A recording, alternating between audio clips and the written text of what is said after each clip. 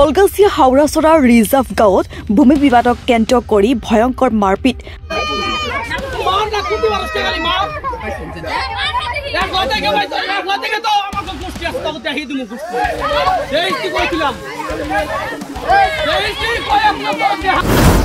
মাৰপিটত আহত 6 জন।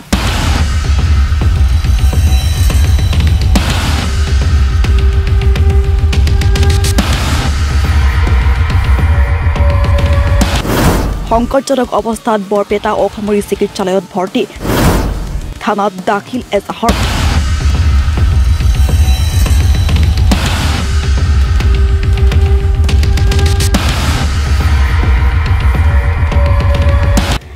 বৰপেটা জিলাৰ কলগাছিয়া আৰক্ষী থানাৰ অন্তৰ্গত হাওড়াছড়া ৰিজাৰ্ভ গাঁৱত সোমবাৰে আবেলি ভূমি বিবাদক কেন্দ্ৰ কৰি ভয়ংকৰ মাৰপিটৰ ঘটনা সংঘটিত হয়। জানিব পৰা মতে মাহমুদ আলী কাজিৰনামত থকা মাটিত তেওঁৰ 4 পুত্ৰই বসবাস কৰি আছে যদিও ওচৰৰে ৰহমান মাষ্টাৰ নামৰ ব্যক্তিয়ে দীৰ্ঘদিন ধৰি মাটি বেদখল কৰাৰ অভিযোগ উত্থাপন কৰে। লগতে ৰহমান মাষ্টাৰে আমিৰ কাজিয়ে অহা যোৱা কৰাৰ ৰাস্তাৰ কাষত এখন লেট্ৰিন নিৰ্মাণ কৰিছে যদিও লেট্ৰিনৰ পাইপ ফাটি লেতেৰা পানীৰ ৰাস্তাৰে বৈ যোৱাত কথাষাৰ অৱগত কৰাত ৰহমান মাষ্টাৰে গালি গালাজ কৰাত ঘৰত গুচি যায়। কিন্তু কিছু সময় পিছত ৰহমান মাষ্টাৰৰ নেতৃত্বত গুণ্ডাৰূপী জোৱাই আব্দুল খান, মুছৰাফ খান, সাইফুল খান, শাহিদুল খান, সাহিল খান, ফাৰুক খান আদি কৰি 10-12 জনীয়া পুৰুষ মহিলাই আমিন কাজিৰ ঘৰৰ ভিতৰত অনাধিকাৰে প্ৰৱেশ কৰি কাঠ, বাঁহৰ লাঠি আৰু কুঠাৰেৰে আমিন কাজিক আক্ৰমণ কৰে।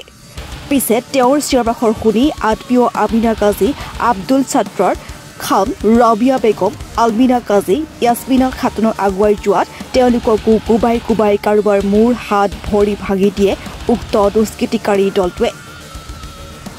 পিছ মুহূৰ্ততে আৰক্ষীয়ে খবৰ পোৱাৰ ঘটনাস্থলীত উপস্থিত হৈ আহত লোকসকলক উদ্ধাৰ কৰি কলগাছিয়া বৰপেটা অসামৰিক চিকিৎসালয়ত কলগাছিয়াত ভৰ্তি কৰায় বুলি জানিবলৈ দিয়ে। উল্লেখযোগ্য যে উক্ত দলটোৱে ইয়াৰ আগে পিছেও দুবাৰকৈ মাৰপিট কৰিবলৈ উদ্ধিত হৈছিল বুলি ভুক্তভোগীয়ে জানিবলৈ দিয়ে। ইতিমধ্যে ভুক্তভোগীয়ে উক্ত ঘটনাৰ সন্দৰ্ভত কলগাছিয়া আৰক্ষী থানাত এজাহাৰ দাখিল কৰিছে বুলি জানিবলৈ দিয়ে। লগতে দোষীক কৰায়ত্ব কৰি কঠোৰৰ পৰা কঠোৰতম শাস্তিৰ দাবী জনায়। আমাৰ যিটো সীমানাৰ ভিতৰত 1-1.5 হাত ভিতৰত তাতে সিহঁতৰ লেট্ৰিনৰ টেংকিটো বহাইছে। সেইটো হ'ল ৰহমান মাষ্টাৰৰ টেংকি লেট্ৰিন। তাতে পাইপটো দিছে, পাইপটো ফাটি গৈছে। তো পাইপৰ লেতেৰা পানীগিলা আমাৰ ৰাস্তাত আহি থাকে। সেইটো আমি আজি 1 মাহৰ আগতো কৈছিলোঁ যে পাইপটো ফাটি গৈছে, মামা হেৰি কৰক, আপুনি পাইপটো নহ'লে চেঞ্জ কৰি দিয়ক আৰু নহ'লে পাইপটো কিবা মেৰামতি কৰি দিয়ক। ইয়াতে লেতেৰা পানী ওলায়, আমি সদায় আপ ডাউন কৰি থাকোঁ ইয়াতে, চেনগিলা বেয়া লাগে। তো কয় ঠিক আছে মই চেঞ্জ কৰি দিম। আজি 1-1.5 মাহ হৈ গ'ল, সেই পাইপটো চেঞ্জ কৰা নাই। আজি আকৌ মই তাতে কাম কৰি আছোঁ, পানী বহুত পানী ওলাই আছে, লেতেৰা পানীগিলা ৰাস্তাত। তেতিয়া মই কৈছোঁ মামা 1 মাহ হৈ গ'ল, আপুনি কৈছিল পাইপটো চেঞ্জ কৰিম, এতিয়ালৈকে চেঞ্জ নকৰিলে। তে কমচে কমতো কিবা প্লাষ্টিক দি আপুনি মেৰামতি কৰি দিব পাৰিলা হয়, তথাপিতো বেয়া পানীখিনি নোলায়। তে কওঁতে সিহঁতে ক'লে যে তোৰ ভাষাটো শুনবা ইচ্ছা নাযায়। ভাষা যদি শুনবা ইচ্ছা নাযায় তে মই একো কোৱা নাই, গুচি কেনে ঘৰত আহিছোঁ।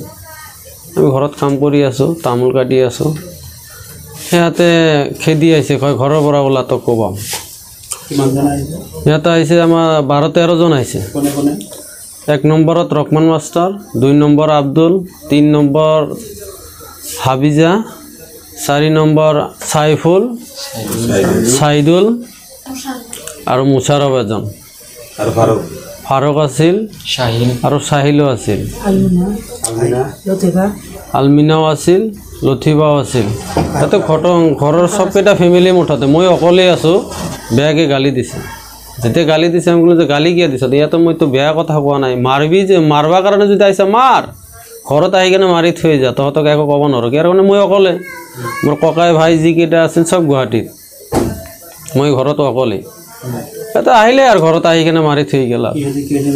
মাৰিলে আমাৰ ঘৰতে আমি বগৰী গাছ কাটি থৈ তালে ডালগিলা তাতে শুকাই দিছিলোঁ, সেইগিলাতে কোবাইছে।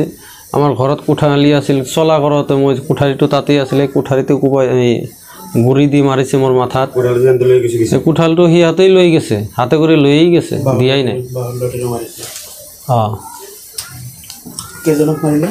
মাৰিছে মোক মাৰিছে মোৰ নাম আমিন কাজী মোৰ ডাঙৰ ছোৱালী আমিনা খাতুন তাকো মাৰিছে মোৰ সৰু ছোৱালীটো আলমিনা কাজী তাকো মাৰিছে আৰু মোৰ ৱাইফেকো মাৰিছে মোৰ ভিনি এটা আছিল ভিনি আহিছিল ফিৰাবৰ কাৰণে আব্দুল সাত্তাৰ তাকো মাৰিছে মোৰ বাইদেউ আহিছিল ৰখাবৰ কাৰণে ৰাবিয়া বেগম তাকো মাৰিছে অনলাইনত ফোন কৰিছিলোঁ যে মোৰ সুৰক্ষা নাই সুৰক্ষা দিয়ক তেতিয়া অনলাইনৰ পৰা পুলিচ পঠাইছিল তেতিয়া মোক মেডিকেলত পঠাইছিল পুলিচৰ পৰা এতিয়া এজাহাৰটো লেখা হৈছে মাটি বহুতখিনি বেদখল দিছে এইটো ৰহমান মাষ্টৰে সিহঁতে বিচাৰে তাৰমানে আমাক ইয়াত না খেদি দিব ইয়াতে তাৰমানে আমাৰ ইয়াত থাকবাই নিদিয়ে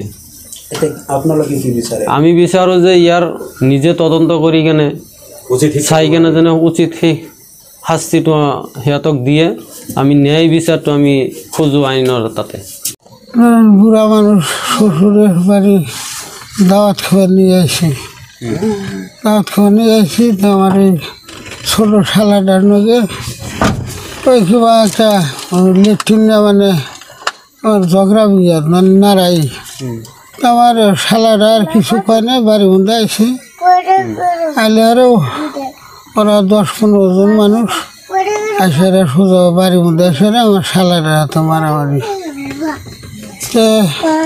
আমি আবার আগে দেখছি যে মারামারি করো কে মানুষের বাড়ি উড়ে এসে উনি আমার লাঠি দিয়া ফেলে দিছে আব্দুল